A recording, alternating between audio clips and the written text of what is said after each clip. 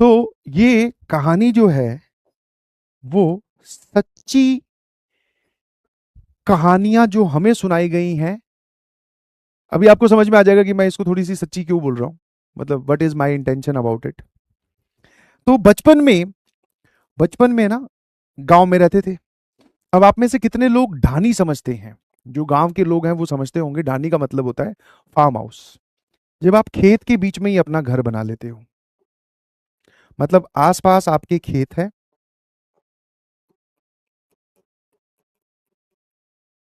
और यहां से जो है वो रास्ता घर की ओर जा रहा है, यहां आपका होम है। समझते हैं, है ना? तो जिसको आज की टेक्निकल लैंग्वेज में फार्म हाउस बोलते हैं, पुराने टाइम पे जो जमींदार लोग होते थे, अभी भी है ये कल्चर गांव में जाओगे तो वो खेत से ट्रैवल ना करना पड़े बार बार बार गांव की ओर, तो वहीं पर ही फसल संभालने के लिए वहीं घर बना लेते थे। तो वहां पर घर में थे तो वहां पे रहते थे अपने दानी में, है ना? और उस टाइम पे गांव में सभी के साथ होता है ऐसा। तो गाय भैंसे खूब हुआ करती थी। मतलब अगर मैं काउंट करूं टोटल, तो जितनी मुझे याद है अपनी बचपन की मेमोरीज, और वो बचपन मैं कौन सा बता रहा हूँ, first second third year, first second, sorry, LKG UKG nursery वाला जो बचपन है वो वाली की बात कर रहा हूँ मैं। अब तुम लोग बोलोगे सर तुम सर आपको ये कहानी याद कैसे रहेगी, क्योंकि उसके बाद में उस कहानी का जिक्र बहुत सारी बार घर में हुआ है। तो उस टाइम की मुझे याद नहीं है, बट उसके बाद में जब डिस्कशन करते होते थे घर वाले, बैठ के बातें तो चलती है जब इकट्ठे हो जाते हैं शादी ब्याह में। तो अरे यार वो हुआ करता था, है ना? तो इसलिए तो गाय भैंसे खूब हुआ करती थी पुराने टाइम पे। अब तो धीरे धीरे कम होगी। अब तो इनफैक्ट मैं तो वहां पे गांव कभी कभी जा पाता हूँ छुट्टियों में। अब तो शहर में शिफ्ट हो गए हैं। बट जब गाय भैंसे खूब हुआ करती थी, तो हुआ क्या करता था कि जितने भी घर वाले हैं, मतलब जितना घर का डेली यूज है दूध का वो तो आप निकाल लो, बाकी एक डेयरी वाले भैया हुआ करते थे। अब उसको भैया हम लोग क्यों बोलते थे? क्योंकि वो हमारी बड़े भाई की उम्र जैसा ही था। मतलब बड़े भाई की उम्र जितनी थी ना, उतना ही वो हुआ करता था। आसपास जो गांव में घर थे हमारे, उनमें वो सभी का, सबको भाई भाई बोलते हैं, तो हम भी उसको भैया भैया ही बोलते थे। तो वो जो है वो दूध लेने आया करता था। ठीक है, समझ गए? कि बहुत सारी भैंसे हैं गायें हैं, तो आपने दूध निकाला, जितना आपको रखना है उतना रख लो, बाकी डेयरी में भेज दो, पैसे कमाने के लिए बोल दो, या फिर ये एक बिजनेस बन गया। तो वो, अच्छा, उसको सुबह सुबह अपने घर जाकर, मतलब रात को इकट्ठा करता था वो दूध। रात को मतलब कि बहुत लेट नाइट, कि 12-1 बज जाते थे। उसके बाद में वो सीधा डेयरी में ही दूध देकर फिर अपने घर जाकर फिर सोता था। तो ये काफी दिन से आता था, कई बार तो ये खाना भी हम लोगों के साथ ही खाते थे भैया, है ना? हम्म। तो कुछ दिन में क्या हुआ, अब जैसे ये लेट आता था तो इसकी एक हैबिट थी कि एक तो इसके लिए खाना रखते थे, दूसरा जब तक ये आएगा नहीं, दूध लेकर नहीं जाएगा, तो तब तक घर वाले भी नहीं सो पाएंगे, क्योंकि पता चला ये आके फिर हॉर्न बजाए कि लाओ भाई दूध डाल दो, क्योंकि ये पूरी अपनी पिकअप वैन लेकर आता था, बड़ी सी पिकअप वैन, समझ गए ना? जो ये वाली चलती है पूरी कहानी, पीछे ऐसे खाली भाई ड्रम से रखे हुए हैं खूब सारे, है ना? ये वाली वैन लेकर आता था। तो इसका जो है वो हमें इंतजार करना ही पड़ता था, मतलब एज ए पूरी परिवार को इंतजार ही करते थे कि ये आएगा, ये चला जाएगा, उसके बाद में सब सोते थे। तो ये कई दिन से लेट आना शुरू हो गया। मतलब जैसे मान लो अगर रेगुलर टाइम 11:30 या 12 बजे है, तो ये कभी 12:30 बजे आ रहा है, कभी 1 बजे आ रहा है, काफी काफी डिले हो रहे हैं। तो फिर भाई दादी को आया गुस्सा, दादी ने बोला कि क्या तरीका है तेरा, है ना? दादी ने बोला कि क्या तरीका है। तो इसने कई दिन तो वो कारण बताया नहीं, बोले ऐसी बस गलती, लेट हो जाता हूँ थोड़ा सा, आगे से कोशिश करूंगा, कल जल्दी आऊंगा। बट ये जल्दी जल्दी ये काम होने लगा। ठीक है भाई। तो इससे पूछा गया कि क्या है भाई तेरे प्रॉब्लम क्या है?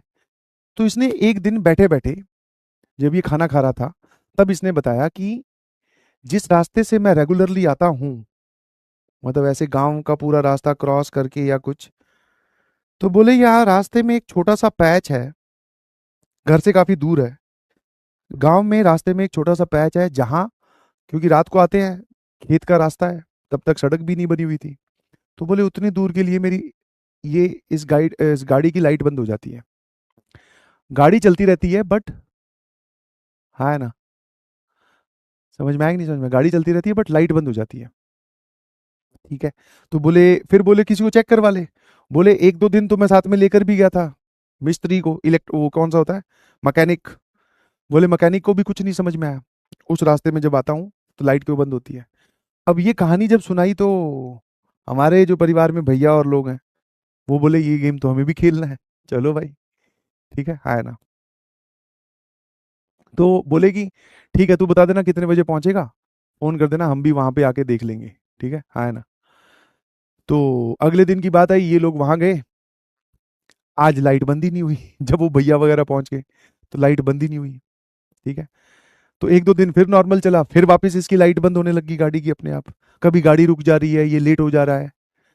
ठीक है, ऐसे करते करते ये चलता रहा काफी दिन तक। ठीक है, कभी चल रही है कभी बंद हो रही है।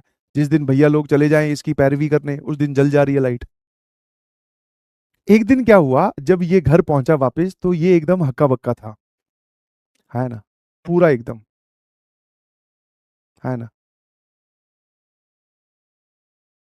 मतलब रेगुलर में तो वैसे भी ये निडर आदमी है, रात को 12 बजे दूध इकट्ठा करता घूम रहा है, तो इसको तो क्या ही डर लगता होगा। और इसको पता है कि लाइट बंद हो रही है, तो ये तो फिर भी अपना काम कंटिन्यू रख रहा है। तो डरने वाला आदमी तो है नहीं। एक बार जब ये घर आया शाम को, रात को दूध लेने, तब इसके चेहरे के पूरे होश उड़े हुए थे। समझ में आया। अब की बार ये ज्यादा पैनिक में था। तब पूछा गया इससे कि भाई क्या बात हुई। तब इसने बोला कि आज मुझे लाइट बंद होने का कारण भी पता चल गया। क्या क्या है। बोले उस पैच में जब मैं निकलता हूँ, रेगुलर डेज की तरह नॉर्मल मैं वैसे ही निकल रहा था, बट आज क्या हुआ कि खिड़की के बगल में मेरी गाड़ी की स्पीड से एक औरत चल रही थी, है ना। और औरत का डिस्क्रिप्शन वैसा ही जैसा फिल्मों में दिखाया जाता है। मतलब कि ये अपनी गाड़ी पर है, चाहे 30 की स्पीड पे हो 40 की स्पीड पे हो, बट उसके पैदल चलना तो मुश्किल है ना। चल रही थी और इससे बोल रही थी कि मेरी मदद करो, है ना। और काफी दूर तक चलती गई, जब इसने ब्रेक मारे तो गायब हो जाए, फिर वापस चले तो फिर आ जाए। ऐसे कर कर आकर जब ये पहुंचा घर, तब उसने बोला कि भाई ये सिस्टम है, आज तो मैंने देखा है। तो जो भी ये बात सुनेगा तो वो यही बोलेगा कि भाई किसको देखा, कौन थी वो, क्या मदद के लिए बोल रही थी। तो बोलेगी वो नहीं समझ में आया, बट हाँ ये था कि मेरे पैरेलल चल रही थी वो। मैंने तो गाड़ी भगाई तो उसकी स्पीड तो जैसे स्पीड बढ़ाई तो पैरेलल थी, चाहे आप कितनी भी बढ़ा लो वो तो पैरेलल ही थी, है ना। तब इस चीज को, क्योंकि ये फिर पूरे एक तो गांव का भी है और दूसरा फिर हमारे घर आने का भी रास्ता है, तो फिर इसकी जांच पड़ताल की गई भाई कि ये क्या प्रोग्राम है ना। और ऐसा, ये तो चलो रात को आता है, और हम लोग तो इसी रास्ते से आते जाते रहते हैं, मतलब जो चाचा वगैरह लोग हैं वो यही बात कर रहे थे, हमें तो आज तक कभी नहीं ऐसा कोई मदद मांगने वाला इंसान आया, है ना। तो थोड़ी जांच पड़ताल की गई, गांव में पूछा गया कि भाई और भी किसी के साथ ऐसा कुछ हुआ है क्या, क्योंकि ये ऐसा तो है नहीं सिर्फ हमारे घर से दूध लेके जाता था, और भी गांव में कई घर थे जहां से दूध लेके जाता था। तो ये कहानी काफी गांव में पॉपुलर होने लगी, है ना। तब धीरे धीरे ये पता चला कि इसके बगल में जो खेत था ना, यहाँ पर, है ना, यहाँ पर, यहाँ पर जो खेत था, इस खेत में ही गांव में किसी औरत को मारकर दफना दिया गया है ना। और वो, मतलब ये दो बातें एक साथ उठनी स्टार्ट हुई। एक, कि वो औरत गांव से गायब है, घर परिवार में दिख नहीं रही, किसी और घर में। और दूसरा कि ये सब इंसिडेंट्स, कि ये एक तो हमें पता चला, दूसरा गांव में आपस में लोग बात कर रहे हैं कि कुछ तो गड़बड़ है इस रास्ते में, लाइट बंद हो जाती है, कुछ ना कुछ परेशान कर रहा है। खेत में मारकर दफना दिया गया है, और वो जो लोग हैं जिन्होंने दफनाया है उनके घर पे ही ताला लगा हुआ है। ठीक है, मतलब वो काफी दिन से वो पूरा परिवार ही गायब है, कभी कभी उनमें से कोई दिखता है ना। तो इसकी जब मौत का कारण पता किया गया तो वो बड़ा ही अननेचुरल, और बोलते हैं ना जबरदस्ती किसी को मारना, कुछ बात हुई होगी। वो बच्चों को इतनी बातें बताते नहीं है, तो हमने ज्यादा पूछा भी नहीं, है ना।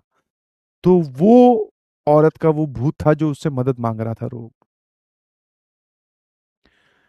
फिर कुछ नहीं, फिर पंडित वगैरह को बुलाया गया, उस एरिया का पूजन करवाया गया, ठीक है। फिर और भी बहुत सारी चीजें की गई होंगी, हमें नहीं पता उसके बारे में।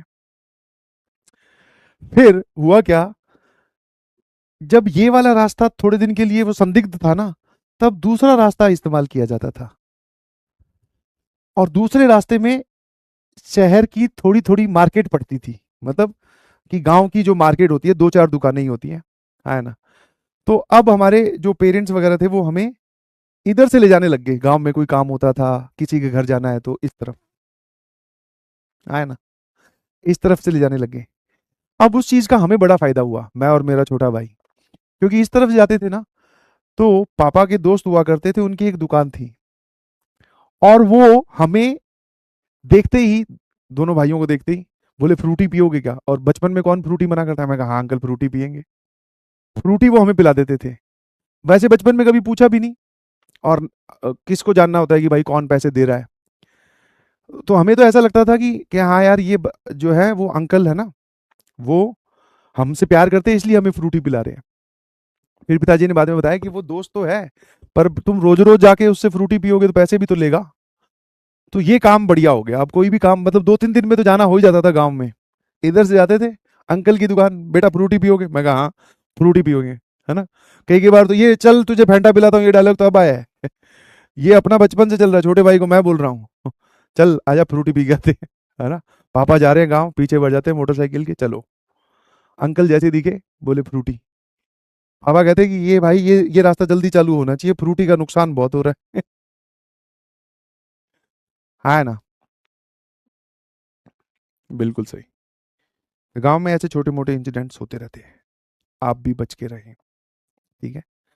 आप घबरा मत, आपको कभी भी भूतों से डर नहीं लगेगा, बताता हूँ कारण। सर इससे ज्यादा डरावना थोड़ी हो सकता है, क्या बात कर रहे हो, हैं, इससे ज्यादा डरावना हो जाएगा, ना भाई ना। इतना तो कोई भूत ही पैदा नहीं हुआ मुझे लग रहा है, ठीक है। चलिए, थैंक यू सो मच, बहुत बहुत धन्यवाद, good night everyone, take a proper rest, ठीक है। अब 2 दिन हमारी क्लास नहीं है, तो अच्छे से, ठीक है।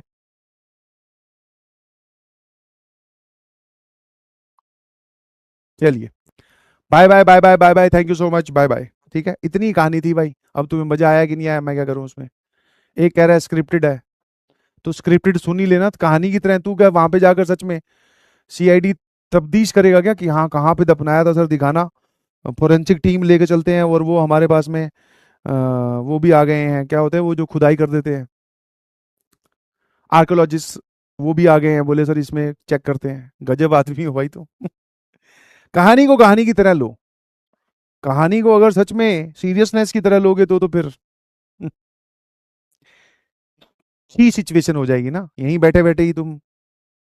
चलिए bye bye, thank you so much, good night everyone.